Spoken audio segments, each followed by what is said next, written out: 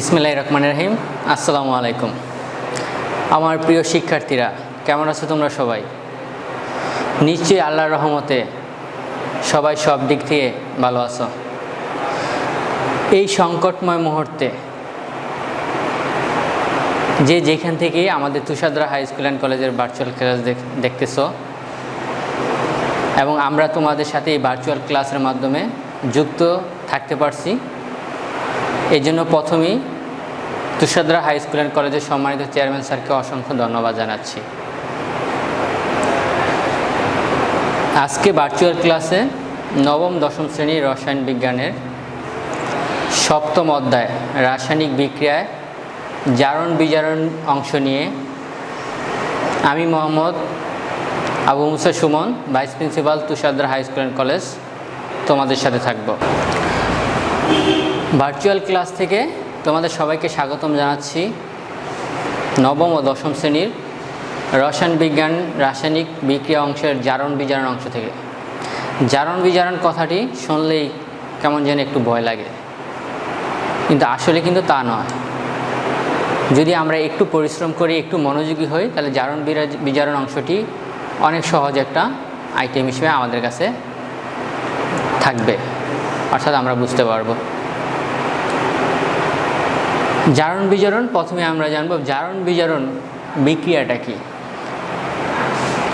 আমি এখানে লিখে রাখছি জারণ বিজারণ বিক্রিয়া।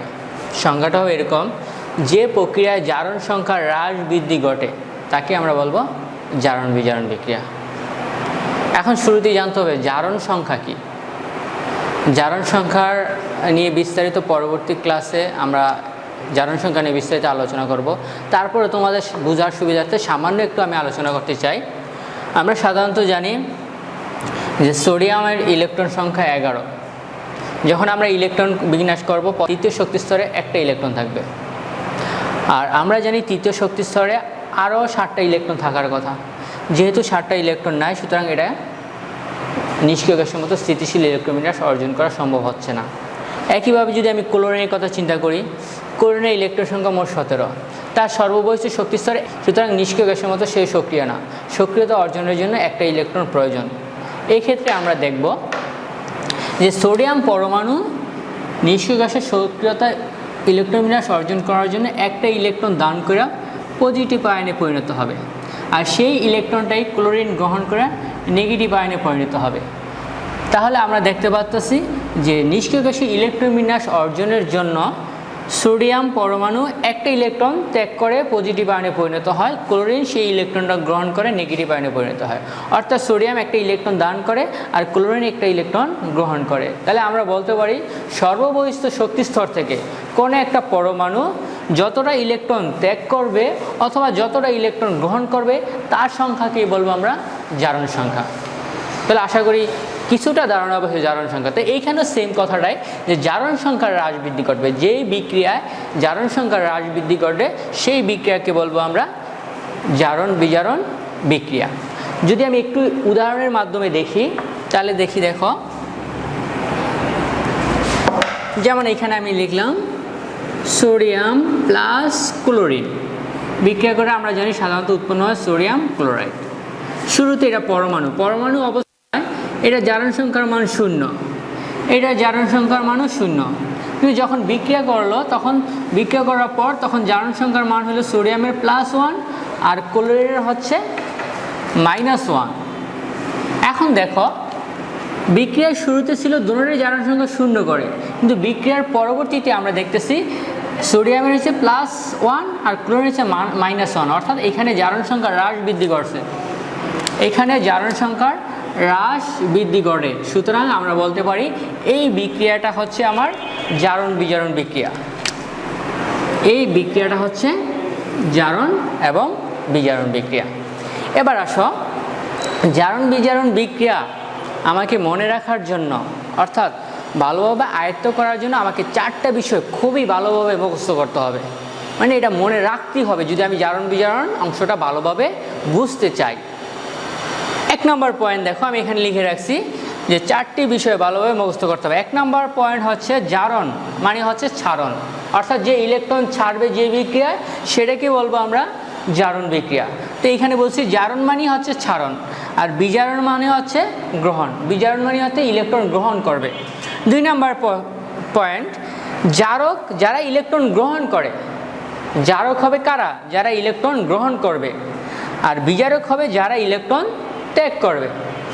3 নম্বর পয়েন্ট, জারণ বিক্রিয়া, যে বিক্রিয়া ইলেকট্রন ত্যাগ করে, যেই বিক্রিয়া ইলেকট্রন ত্যাগ ঘটবে সেটাকে বলবো আমরা জারণ বিক্রিয়া। আর বিজারণ বিক্রিয়া কি? যেই বিক্রিয়ায় ইলেকট্রন গ্রহণ ঘটে। এই 4টা পয়েন্ট আমাকে অবশ্যই মনে রাখতে হবে যদি আমি জারণ বিজারণ অংশটা ভালোভাবে মনে রাখতে চাই। 1 নম্বর পয়েন্ট আবার বলি, জারণ মানে হচ্ছে ছাড়ন, বিজারণ মানে হচ্ছে গ্রহণ, আর এখানে ছাড়ন গ্রহণ মানে ইলেকট্রনের ছাড়ন গ্রহণ। 2 নম্বর পয়েন্ট, জারক হচ্ছে যারা ইলেকট্রন গ্রহণ করে, আর বিজারক হচ্ছে যারা ইলেকট্রন ত্যাগ করে। জারণ বিক্রিয়া হচ্ছে যেই বিক্রিয়া ইলেকট্রন ত্যাগ ঘটে, আর বিজারণ বিক্রিয়া হচ্ছে যেই বিক্রিয়া ইলেকট্রন গ্রহণ করে। এই 4টা জিনিস ভালোভাবে আমাকে মুখস্থ করে ফেলতে হবে। এবার আসো আমরা শুধু জারণ অংশটা কি, আমি এখানে লিখে রাখছি জারণ বিক্রিয়ার কৌশল। যেমন আমি যদি লিখি সোডিয়াম ইলেকট্রন দান করে, কি উৎপন্ন হবে? Sodium ion plus electron, sodium ion plus electron. তাহলে এখানে সোডিয়াম যখন শুরুতে ছিল তখন সে জারক, কারণ সে ইলেকট্রন দান করবে, ইলেকট্রন ত্যাগ করে। সোডিয়াম হচ্ছে জারক কারণ সে ইলেকট্রন ত্যাগ করবে। একইভাবে সোডিয়াম প্লাস আয়ন, সে জারিত হয়, সে কি হয়? জারিত হয়। আর ইলেকট্রন ত্যাগের প্রক্রিয়াটাকে বলবো আমরা জারণ প্রক্রিয়া। অর্থাৎ আমি যদি আরো শর্টকাট করি, যে ইলেকট্রন ত্যাগ করবে তাকে বলবো আমরা বিজারক। ত্যাগ করার পর যে অবস্থাটা তৈরি হবে সেই অবস্থাটাকে বলবো আমরা জারিত অবস্থা, আর ইলেকট্রন ত্যাগের প্রক্রিয়াটাকে বলবো আমরা জারণ প্রক্রিয়া। এবার আসো আমরা এইভাবে বলতে পারি, ইলেকট্রন ত্যাগ করার প্রক্রিয়া, ত্যাগ করার পরের অবস্থাকে জারিত অবস্থা বলে। ইলেকট্রন ত্যাগ করার পর সোডিয়াম যে অবস্থাটা প্রাপ্ত হইল সেই অবস্থাটাকে বলবো কি আমরা জারিত অবস্থা। সিদ্ধান্ত কি নিতে পারি আমরা? বিজারক, বিজারক জারণ প্রক্রিয়ায় জারিত হয়। সিদ্ধান্ত হচ্ছে আমার বিজারক জারণ প্রক্রিয়ার মাধ্যমে কি হয়? জারিত হয়। এবার আসি আমি বিজারণ প্রক্রিয়া। বিজারণ প্রক্রিয়া আমি দেখতেছি ক্লোরিন ইলেকট্রন গ্রহণ করে ক্লোরাইড আয়নে পরিণত হয়। ঠিক এইখানে সেম, কে ইলেকট্রন গ্রহণ করে? ক্লোরিন ইলেকট্রন গ্রহণ করে, সুতরাং ক্লোরিন হবে জারক, এই যে ইলেকট্রন গ্রহণ করে।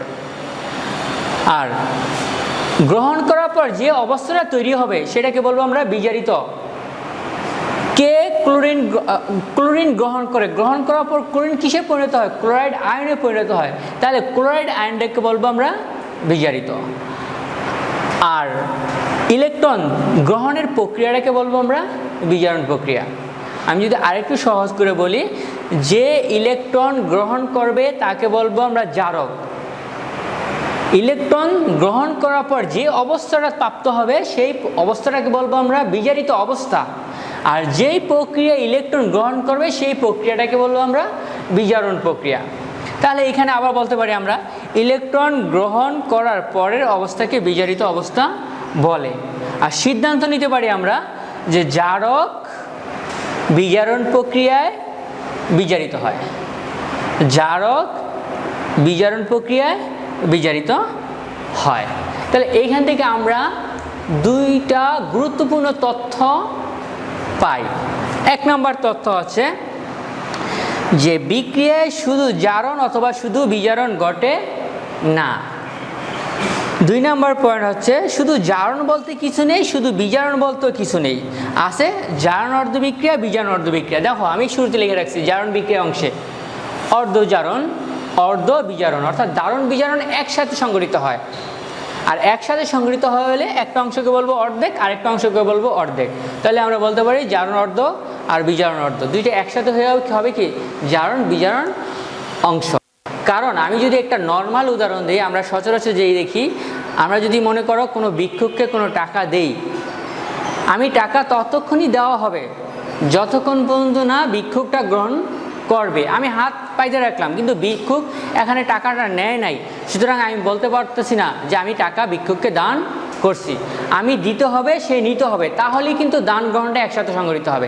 ঠিক জারণ বিজারণটা একই সেম, যে একজনে ইলেকট্রন দান করবে আরেকজনে ইলেকট্রন গ্রহণ করবে, আর দুইটা প্রক্রিয়া একসাথে সংঘটিত হয়, যেটা আমরা এই বিক্রিয়ার মাধ্যমে দেখিয়েছি, যে সোডিয়াম ইলেকট্রন ত্যাগ করে ক্লোরিন ইলেকট্রন গ্রহণ করে, আর দুইটা একসাথে সংঘটিত হয় বলে এটাকে বলবো কি আমরা জারণ বিজারণ বিক্রিয়া। অর্থাৎ কোনো বিক্রিয়ায় শুধু জারণ ঘটবে না, শুধু বিজারণ ঘটবে না, যেই অংশটা ঘটবে জারণের সেটাকে বলবো জারণ অর্ধ বিক্রিয়া, আর বিজারণের ক্ষেত্রে যেটা ঘটবে সেটাকে বলবো আমরা বিজারণ অর্ধ বিক্রিয়া।